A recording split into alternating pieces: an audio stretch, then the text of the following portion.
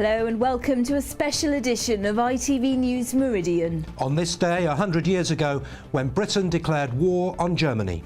Today, remembering those who fought and fell for our freedom.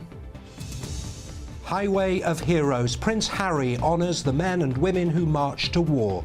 Tonight, he joins the Duke and Duchess of Cambridge in Belgium. Living history, friendships forged in battle as soldiers of the Empire laid down their lives, stories passed down through the generations. Some of them were buried where they fell, amid the mud, blood and bullets. I'm in Belgium, final resting place for so many of our soldiers, and we'll be meeting the family who have kept the memory alive for almost a century. And the men in their flying machines, how wooden aircraft helped spot the enemy with maps created from the air. Simon has their story.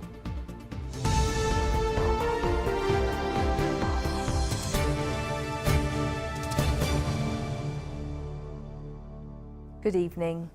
They left from our shores, from Folkestone, Dover, Richborough, saying goodbye to loved ones and knowing there was a chance they would never come home. 100 years ago today, Britain declared war on Germany, sending our soldiers to the battlefields of Belgium, France and beyond in a conflict that would cost millions of lives. Today there have been commemorations to honour those who fought and fell in the Great War. One of the biggest was in Folkestone, as Prince Harry unveiled an arch in memory of those who boarded troop ships en route to mainland Europe. This evening he joins the Duke and Duchess of Cambridge in Belgium. Later, we'll be bringing you the stories of life and death on the Western Front. And we'll be joining Derek Johnson and Simon Parkin at a cemetery near Ypres in Belgium, a place forever linked to the devastation of war. We begin, though, in Folkestone with John Ryle and a town which was, for many, their last glimpse of home. Prince Harry opens Folkestone's commemorative arch at the spot that was the last sight of England for nearly 1 million of the 10 million who passed through here on the way to troop ships and the cross-channel journey to the horrors of the Western Front. Well, where we stand now, they would have lined up at the top of the Road of Remembrance, and of course many of them could have heard the guns going off in France because we're that close that you can see across the channel. And I can find it very hard to think of the dread that some of them must have thought about when they actually got to the place where it was going to happen. Who came home. 17 tons of stainless steel costing £500,000. It's a striking sight by day and even more so by night. It's studded with 100 backlit man-made diamonds, one for each of the 100,000 troops who passed through here. They will shine for the first time tonight. An arch was created in 1937 that stood on the Road of Remembrance. It was put up for the coronation of King George VI. That had a very simple message on it: in our rejoicing we still remember them. We wanted to show that we still remember them today, and therefore to build a new arch, a permanent arch this time, that stands over the route so many soldiers marched to the war, seemed to be a very appropriate and significant thing to do. This is the only new commemorative structure unveiled in England today to mark Britain's entry to the Great War. Well, this is a catenary arch. It's the shape that a chain makes when held under its own weight. All swing bridges, all power cables, spiders' webs form catenary arches, and they're one of the most oldest and most prevalent architectural structures in the world, and they're found in synagogues, in temples, in African architecture, cathedrals. So it's a kind of symbol of the international nature of this structure. After the opening ceremony, 150 military personnel from all three services marched with veterans and dignitaries down the Road of Remembrance to Folkestone Harbour, where 100 years ago today the first troop ships were waiting to take soldiers to France, Belgium and battle. John Ryle, ITV News, Folkestone. Well, for many people, the opening of the arch, which has already become a landmark on the cliff top, is the result of a very long campaign. David Johns now on a town that remembers. The morning sun on the Leas brought out hundreds of people to see the new memorial arch and maybe grab a glimpse of Prince Harry. But from those taking part, a reminder that this was really a sombre anniversary and not a carnival. with the large band and the people, it does give that sort of feeling. But when we march, I guarantee that every one of them will be thinking of all those young men that marched along this route, down the Road of Remembrance to the harbour and to the battlefields of France and Belgium. In the parade along the cliff top, respect for the veterans applauded by the crowds, all remembering those who died. This medallion a treasured memory for one former soldier. It was sent to the widows and families of First War soldiers that were killed during the Battle of the First World War. My uncle, who actually died, was a 17-year-old drummer with the Royal Scots Fusiliers. The crowd thronged around the Road of Remembrance, young and old alike jostling for a decent view, most watching His Royal Highness on giant screens, others lucky enough to have a ready-made ringside seat. My granny's brother, who lived in Caithness, came through here as a 17-year-old in the First World War, sadly died. I'm an ex-serviceman, so I like to pay contribution to all those who served in the First World War. When we learned what the cause was, it was really glad we were here on a holiday, so we could see this. The last post sounded and the Lees fell silent, but the memory will echo here forevermore. We will remember them. David Johns, ITV News, Folkestone. Other news now, and people in Hastings have been voicing their anger that their pier, devastated by fire in 2010, has not been given the government help promised to Eastbourne after their fire last week. Andy Dickinson has the latest. The wreckage of Eastbourne Pier carted away as plans for its rebuild move on apace, bolstered by David Cameron's pledge of £2 million. We're delighted. Obviously we don't know how long it'll take to get the money through, but it'll make all the difference. Nearby work also moves on to resurrect fire-damaged Hastings Pier, but without the help of government money. Our hearts go out to the people of Eastbourne. I think Hastings, more than anybody, knows how damaging it is to livelihoods and communities, particularly ones that rely on tourism. But I think the question that many people are asking now is what criteria David Cameron saw fit to give £2 million to Eastbourne and not a penny to Hastings. It's not fair at all. I mean, if he wants to give money away, he should give it to a better cause, like hospitals. I mean, the money they're spending on this, they could have put it to far better use, in my opinion. And I think it's a waste of money. I would imagine Hastings is very annoyed, upset, and a cynic would say it's because we're a marginal seat with an election coming up. It's worked very fast, that's something. Organisers say the £2 million will be used to help Eastbourne Pier traders get back on their feet, while Hastings has benefited from substantial lottery funding. Both piers hope to open again next summer. Andy Dickinson, ITV News. 2 anglers had to be rescued after becoming stranded on the rocks at Newhaven. It's thought the pair had walked out to the breakwater at low tide. The RNLI is warning people to check the weather and the tide times before heading out. Back to today's World War commemorations, and it was a conflict like no other. Fathers, brothers, sisters, cousins, neighbours, soldiers and nurses sent to the front line, August 1914. 6 million were mobilised in this country, including troops from the British Empire. They were funnelled through ports along the south coast to fight miles from home. Our soldiers served in Europe, but also further afield in India and the Middle East, pitted against troops from Germany, the Austro-Hungarian Empire and Turkey. Most Britons, though, served on the Western Front, the long trench line that ran through Belgium and France. The war's bloodiest battles were fought around the town of Ypres, and the dead are buried there together in places such as Lissontook Military Cemetery. Our correspondent Derek Johnson is there.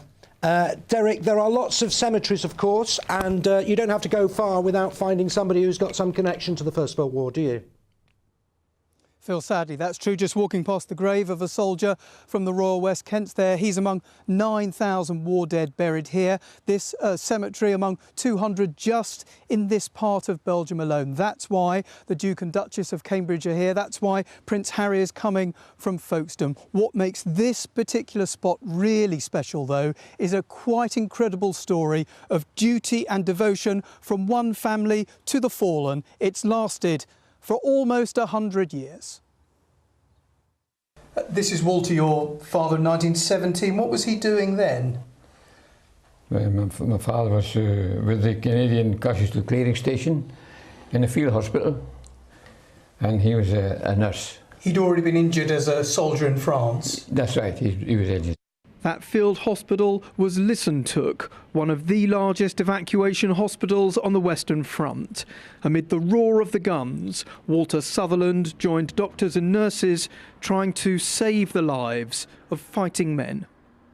He didn't have any medical experience at all, but he was looking after his fellow soldiers, and I think he loved that job as well. So George, the year that photograph was taken, Walter meets your mother, his wife, here in what was a cafe. That's right, yeah. He used to go in the evening for a drink, and there was 4 daughters in the cafe, and my father fell in love with the youngest one. When other Tommies went home, left behind the battlefields where their comrades fell, Walter stayed, tending the grounds of the cemetery where the hospital once stood. The dead are the patients they couldn't save. A job, a mission, passed on to his son. Was it natural then for you to come and work here after your father? Yes, after helping my father as a young boy. I saw the families, mothers and fathers, coming to visit the grave, and I felt sorry. It's in the family. It was in my blood. I thought it was my duty to do the same as my father, and I haven't regretted it. The story comes full circle with Alex, Walter's grandson. You worked as a gardener here for a while, spent your life working for the Commonwealth War Graves Commission all over the world. Incredible, this link that one family has to the war. Yes, I mean, it's quite normal as well. Grandfather working here and my father, and I followed in their footsteps. The Duke and Duchess of Cambridge, they've arrived now. A lot of fanfare about this centenary.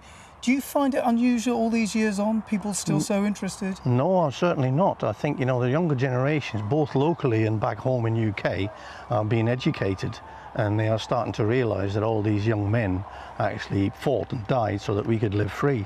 Still now, we feel people coming here who didn't know they necessarily had a family member. Yes, there's a lot of these school buses that come across from England, and they are instructed to find a certain grave, and some of them find out even after so many years that it's actually a relative to them.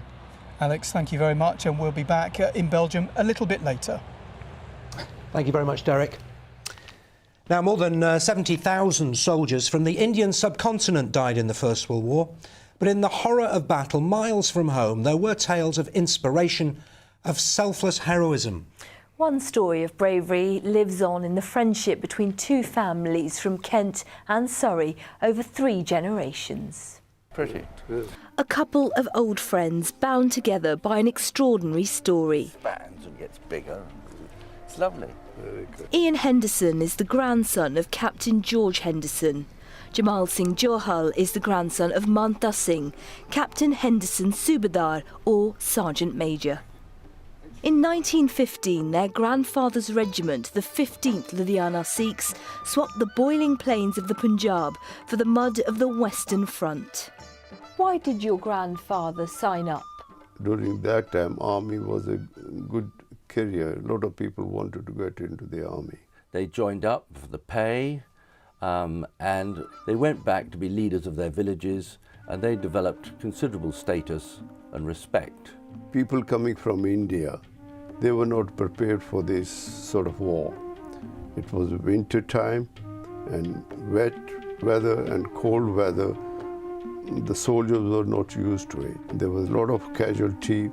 Captain Henderson got wounded, but was fortunate enough to be rescued by Subadar Manta Singh. It's alleged that he was put into a wheelbarrow and wheeled back to his own lines. Sadly, Manta Singh was also wounded. And he got shot on his leg, and both were brought to hospital in Brighton. And whilst my grandfather was fortunate enough to survive, Manta Singh contracted septicemia or gangrene. And he died of the wound.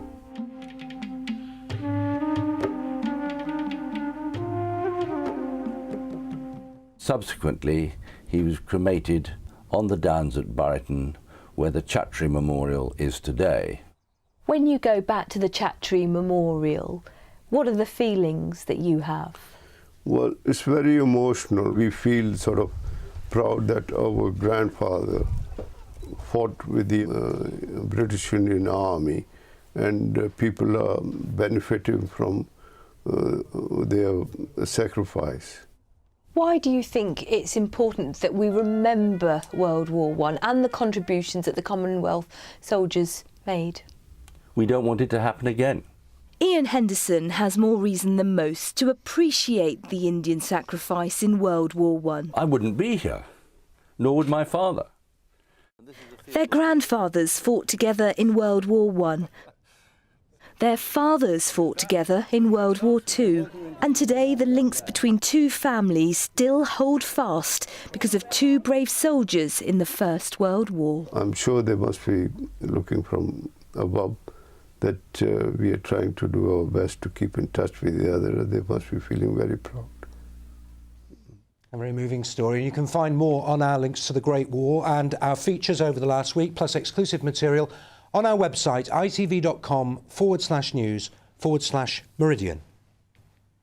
Now, for those at home, war was terrifyingly close. New aircraft could now attack southern England, and the first bomb dropped in Dover on Christmas Eve 1914. Thankfully, the only injury was a gardener who fell out of a tree. But many people would, of course, go on to die in Britain's first Blitz. With so many men fighting overseas, women stepped forward to fill the roles. Sarah Saunders looks at the home front. As war raged on the continent, the southern counties formed the home front, closest to the fury of the battlefields. Genteel places like Tunbridge Wells were transformed into heaving garrison towns, home to thousands of troops as they made their way to southern ports en route to Europe and beyond.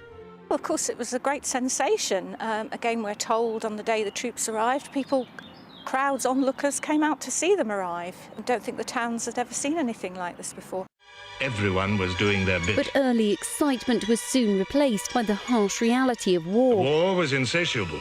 The men had marched away in millions and they had died in millions. As wounded and sick soldiers began to flood back from the front, temporary hospitals were set up in stately homes, schools and local halls. Everywhere, the most ancient of privileges and prejudices were swept away by the ruthless insistence of the struggle for victory. And as thousands headed off to battle, women at home, keen to do their bit for the war effort, began to take on traditionally male roles. The suffrage movement, who would win the vote in 1918, focused on changing the role of women through work. Today we had a unique war pageant of a most inspiring kind. A procession of 3,000 young women, representative of all the branches of war work in which female labour and ability is employed. It was opening the door for the first time, and in a way, having proved themselves, then nothing was ever going to go back for a very long time. That first major step had been taken.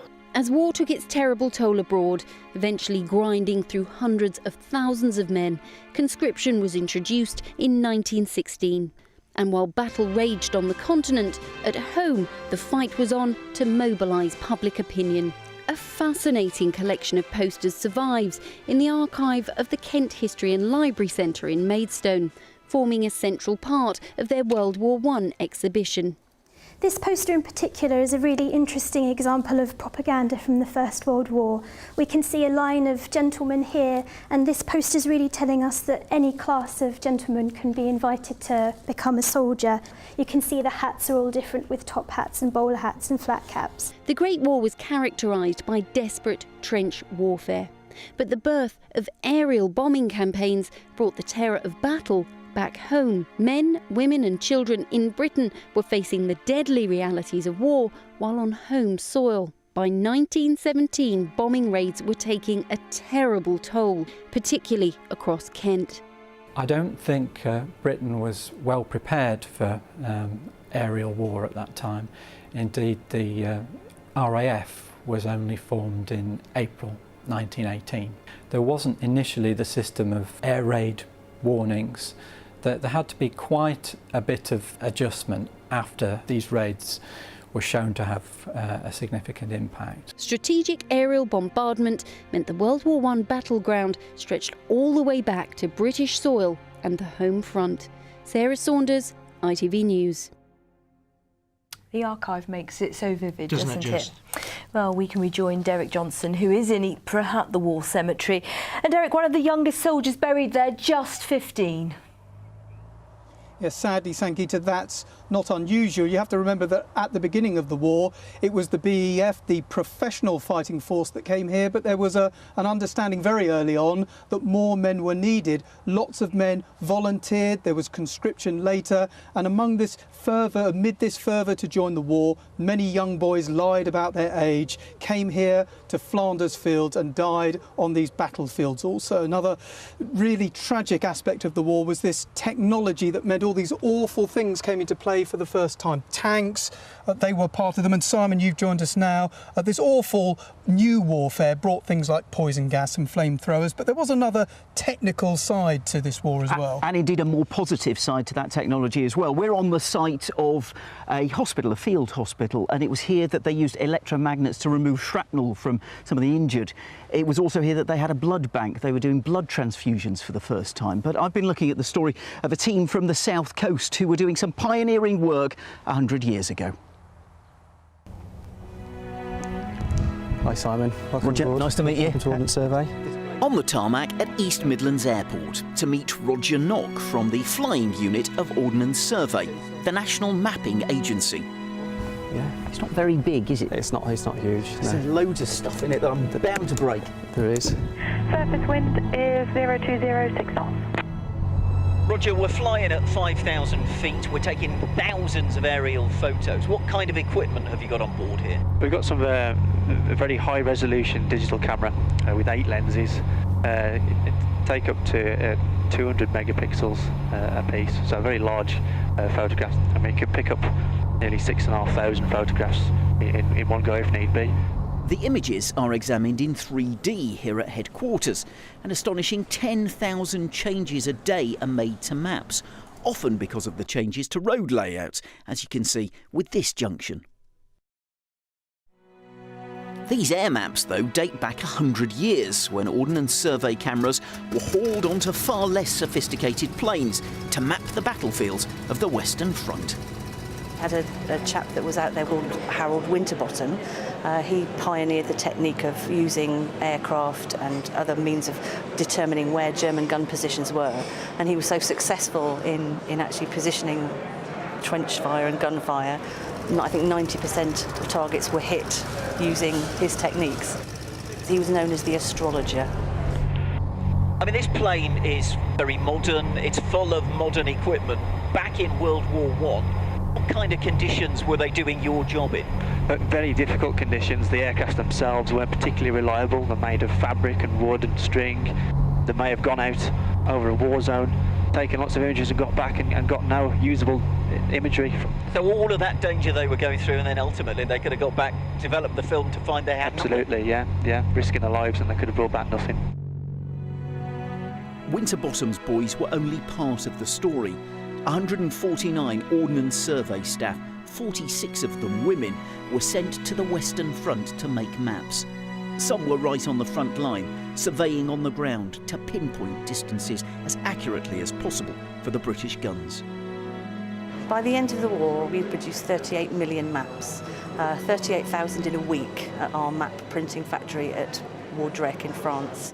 The fact that they were able to print so many things, I think, is astonishing. It was dangerous work, and 67 men died doing it. Roger, you might be doing your job in peacetime, but you certainly are following in the footsteps of those pioneers in World War I. How does it make you feel? I feel incredibly proud. The field surveyors and the early aviators were pioneers of their day. It was very poignant to see the memorial to those who made the ultimate sacrifice during World War I. And in this graveyard, in amongst the thousands of graves, Chris, 3 people were members of your extended family. Yes, they were. 66 in all from the First World War who lie in cemeteries from Mesopotamia all the way to here on the Western Front, although the majority are here on the Western Front. we're by the grave of a cousin of your grandfather, William Jupp. We haven't got a picture of him, unfortunately. No, but sadly. What do we have to remember? We do him by? have his 2 First World War medals and the bronze memorial plaque that was sent to the next of kin of each who fell and was always known as the dead man's penny. And you mentioned 66 of your relatives died. That must have had a big impact on the family. Over the families it does, but on the grand scale of things, there were so many other families like mine who lost so many. And to be here today in particular, how does it make you feel? Well, there are mixed emotions, but I know it's one of those things. It's just the scale of all of this. There's a sense of pride, but also a sense of well, it's upsetting seeing that so many young men were cut in their prime as they were. Even for me, it's difficult to take in at times. Chris, thank you very much. Well, thankfully, the weather here in Belgium has been very kind to us today, but now let's see how things are closer to home.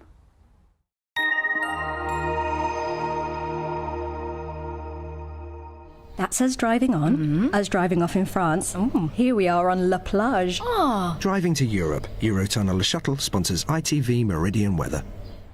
Well, over the next few days, the weather generally turns a bit more unsettled and changeable. That's because the jet stream has been sinking southwards, allowing the low pressure to take charge, and that means, well, we're going to see various showery bits of activity. In fact, there's been some showers knocking around today, but they are fizzling out through this evening, leaving us largely dry with some fairly lengthy clear spells too. There might be a bit of patchy mist by morning, and at least the temperatures stay up into double figures everywhere. And tomorrow morning, well, it's a good start. Plenty of dry and bright weather, some good sunny spells at first, but from the west we are going to see an increase of cloud as the day goes on. Best of the sunshine the further east you are, but again temperatures well in the low to mid 20s, and as I say, more cloud coming through with perhaps a bit of rain overnight tomorrow night. Your high tide times, well, you can see in Brighton 25 to 5 in the morning, about 5 past 5 in the evening, and then Wednesday starts off with that legacy of cloud and rain. It should clear, things will brighten up as the day goes on, and by Thursday, well, that's a quiet day, generally dry and fine, but by Friday we're watching out for yet more rain to move up from the south and push its way through the region. Eurotunnel Le Shuttle sponsors ITV Meridian Weather.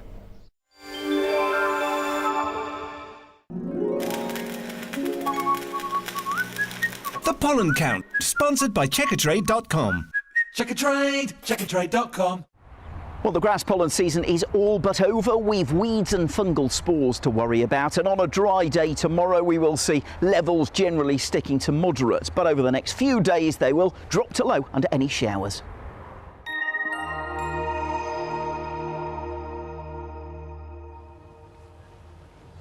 Almost 1 million British soldiers died in the war, this conflict that devastated families and communities. Of all the villages in southeast England, only one of them, Knowlton near Canterbury, welcomed every soldier back. In many ways, the war ushered in the modern era. It brought change, it brought progress, but even 100 years on, people still ask the question, was it all worth it for this? For Belgium, good night.